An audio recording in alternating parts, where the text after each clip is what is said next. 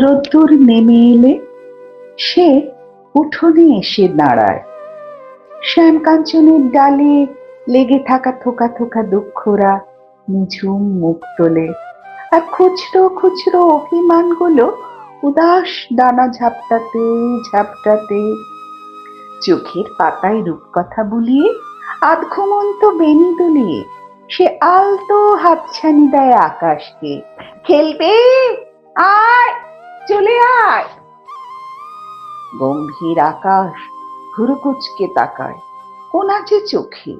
এদিক ওদিক সেদিক থেকে তাড়া করে নিয়ে আসে রাজ্যের মেঘেদের, যেন নির্ঘুম অরণ্যের মধ্যে ছমছম করে ধেয়ে চলেছে এক রাস কারিবু হরিণ।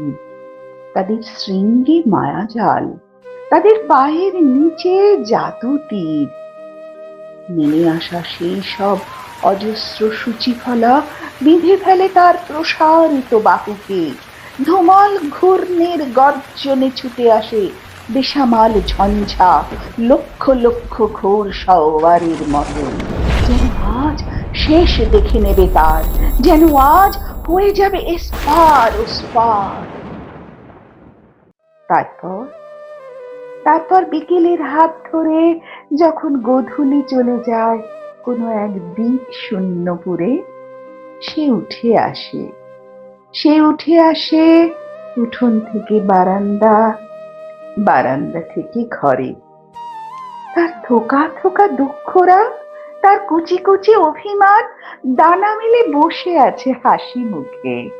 তার চুলে, তার চোখের তারায়, তার পদ্মচোরা বুকে ঝাঁপিয়ে পড়ে ওরা।